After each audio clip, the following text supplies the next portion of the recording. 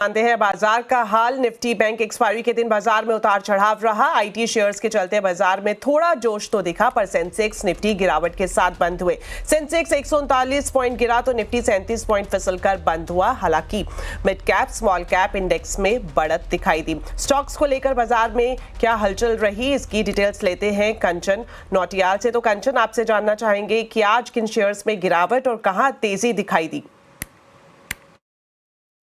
तो चलिए बात करते हैं सबसे पहले निफ्टी गेनर की कि आज निफ्टी के अंदर कौन से ऐसे शेयर्स थे जहां पे हमें अच्छी खासी एक मजबूती देखने को मिली। सबसे पहले नाम आता है बजाज फाइनेंस का, जहां पे करीबन 5% का एक अपसाइड देखा गया। टेक महिंद्रा 2.5%, साथ ही साथ टाटा कंज्यूमर और बजाज ऑटो में 1 से 1.5% की मजबूती आज देखने को मिली। बट अगर हम लूजिंग साइड पे इस टाइम पे बात करें तो Mahindra and Mahindra 3.5%, Sun Pharma 3%, Eicher motor और श्रीराम फाइनेंस में 1 से 1.5% की कमजोरी का सत्र देखने को मिला। मिड कैप की बात करी जाए तो गेनिंग साइड में सबसे पहले है कोफॉर्ज, जहां पे 11% की नंबर्स देखने को मिला अपसाइड में, क्योंकि इसके नतीजे आए थे, उसका रिफ्लेक्शन कहीं ना कहीं देखने को मिला। परसिस्टेंट सिस्टम में 11%, मैक्स फाइनेंशियल में 9% और पेटीएम में भी 8.5 से 9% की एक मजबूती आज के सत्र में देखने को मिली। बट लूजिंग साइड में MNM financial 5%, APL Apollo tubes 3%, Alkem lab 4.25% और कोचिन शिपयार्ड में 4% की कमजोरी देखने को मिली।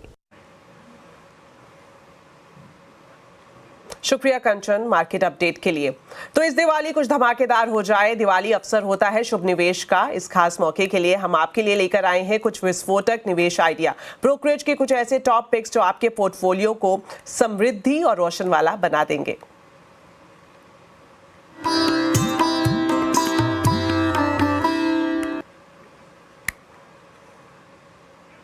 तो इस कड़ी में आज जानते हैं आनंद राठी की दिवाली पिक्स, जिसे बताने के लिए हमारे साथ है यतिन मोहता। बताइए यतिन। तो अगर हम ब्रोकरेज पिक्स की बात करें तो आनंद राठी की जो ब्रोकरेज पिक्स हैं दिवाली के लिए यहाँ 40 से 50% की एक्सपेक्ट करते हैं वो अपसाइड। उनमें लार्ज कैप में हिंदुस्तान जिंक उनको पसंद आ रहा है। ऑब्वियसली अगर हिंदुस्तान जिंक की बात करें तो जिस हिसाब से जिंक और सिल्वर के प्राइसेस यानी चांदी के दामों में उछाल आया है, कहीं ना कहीं हिंदुस्तान जिंक में 750 तक के टारगेट्स बन सकते हैं। करंट मार्केट प्राइस 500-530 के आसपास है, तो कहीं ना कहीं यहाँ बढ़िया अपसाइड आनंद राठी को आती हुई दिखाई दे रही है। मिड कैप्स में आईआरबी इंफ्रास्ट्रक्चर, क्योंकि टोल कलेक्शंस डबल डिजिट्स में बढ़ रहे हैं, यहाँ भी उनका टारगेट लगभग 86 रुपीज़ के आसपास आता हुआ दिखाई पड़ रहा है। ब्लू चिप्स में टाटा टेक्नोलॉजीज़ में 1450 के टारगेट्स के साथ वो खरीदारी की सलाह दे रहे हैं।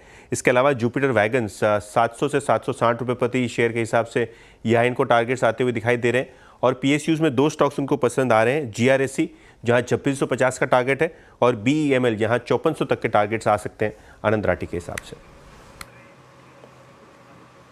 शुक्रिया यतिन दर्शकों को ये दिवाली पिक्स बताने के लिए। चलिए अब बात करते हैं मनी कंट्रोल और मनी कंट्रोल प्रो के डबल दिवाली धमाके की। बिजनेस, बाजार, फाइनेंशियल खबरों के लिए मनी कंट्रोल नंबर 1 डेस्टिनेशन है।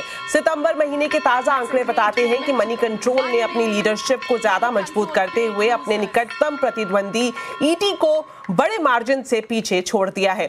मनी कंट्रोल ईटी से करीब 30% बड़ा है।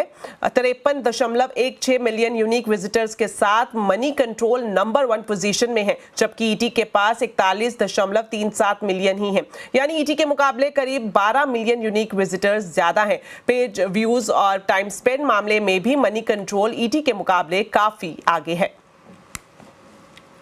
इधर देश के सबसे बड़े digital news subscription platform money control pro ने भी कमाल किया है। इसके पेड सब्सक्राइबर भी 10 लाख के पार चले गए हैं। मनी कंट्रोल प्रोज के सब्सक्रिप्शन नंबर दुनिया के टॉप 15 बड़े न्यूज सब्सक्रिप्शन में शुमार है। आपको बता दें, money control listed company network 18 का हिस्सा है। तो इस वक्त स्क्रीन में दिख रहे बारकोड को आप स्कैन करिए और बनिए मनी कंट्रोल प्रो का हिस्सा।